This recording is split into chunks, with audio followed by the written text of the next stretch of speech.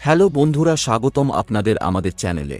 বন্ধুরা, আজ আমরা আলোচনা করব শিলিগুড়ি করিডোরে ভারতের সামরিক তৎপরতা এবং বাংলাদেশের ভারত বিরোধী কার্যকলাপ কি দুদেশকে সংঘাতের দিকে নিয়ে যাচ্ছে এ বিষয়ে। বন্ধুরা, শিলিগুড়ি করিডোর বা চিকেন নেক ভারতের উত্তর পূর্বাঞ্চলকে মূল ভারতের সঙ্গে যুক্ত করা একটি সংকীর্ণ অঞ্চল। এই ২০ থেকে ২২ কিমি চওড়া এলাকাটি বাংলাদেশ, নেপাল, ভুটান এবং চীনের কাছাকাছি হওয়ায় কৌশলগতভাবে অত্যন্ত গুরুত্বপূর্ণ। সাম্প্রতিক খবরে ভারতীয় সেনা এখানে তিস্তা প্রহার নামে একটি ৩ দিনের এক্সারসাইজ করেছে তিস্তা ফিল্ড ফায়ারিং রেঞ্জে। এই এক্সারসাইজ বা মহড়ায় পদাতিক, কামান, সাঁজোয়া বাহিনী, প্যারাস্পেশাল ফোর্স এবং সেনা বিমান চালনা অংশ নিয়েছে। নদী অঞ্চলে যুদ্ধের প্রস্তুতি পরীক্ষা করাই ছিল এর মূল লক্ষ্য। সুকনার ত্রিশক্তি কর্পস এখানে Rafale jet, BrahMos missile, S-400 এবং আকাশ মিসাইল সিস্টেম মোতায়েন করেছে। বন্ধুরা, বাংলাদেশের ভুল পদক্ষেপগুলো ভারতের উদ্বেগ বাড়িয়েছে। প্রথমত, অন্তর্বর্তী সরকার প্রধান মোহাম্মদ ইউনূসের মন্তব্য, উত্তর পূর্ব ভারতকে ল্যান্ড লকড বলা এবং বাংলাদেশকে সমুদ্রের একমাত্র অভিভাবক হিসেবে উল্লেখ করা, এগুলি ভারতের জন্য একটি উস্কানিমূলক বার্তা ছিল।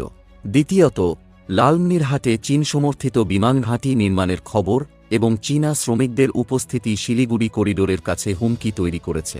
তৃতীয়ত, পাকিস্তানের সঙ্গে বাংলাদেশের ক্রমবর্ধমান সহযোগিতা এবং সীমান্তে অনুপ্রবেশের ঘটনা ভারতকে শত করেছে।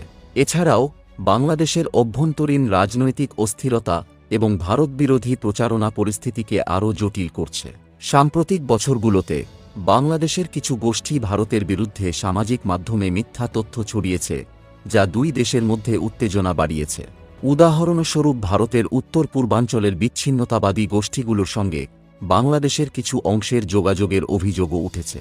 এই ধরনের কার্যকলাপ শিলিগুড়ি করিডোরের নিরাপত্তার জন্য বড় হুমকি হয়ে দাঁড়িয়েছে।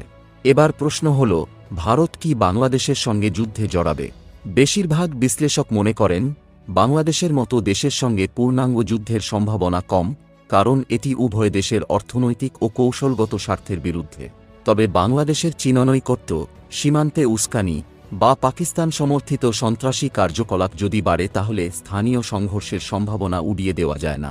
উদাহরণস্বরূপ, শিলিগুড়ি করিডোরে কোনো হামলা বা সীমান্তে বড় ধরনের উস্কানি হলে ভারত তাৎক্ষণিক এবং কঠোর জবাব দেবে। ভারত এখন কূটনীতি ও সামরিক প্রস্তুতি দুটোই জোরদার করছে।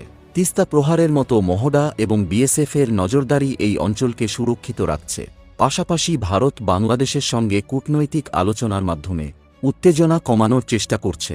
তবে বাংলাদেশ যদি তার ভারত বিরোধী অবস্থান থেকে সরে না আসে, তাহলে ভবিষ্যতে পরিস্থিতি আরও জটিল হতে পারে। বন্ধুরা, আপনারা কি মনে করেন, বাংলাদেশের এই আগ্রাসী মনোভাব কি সংঘাতের দিকে নিয়ে যাবে, নাকি কূটনীতির মাধ্যমে সমাধান সম্ভব? কমেন্টে জানান। ভিডিও পছন্দ হলে লাইক, শেয়ার এবং সাবস্ক্রাইব করুন।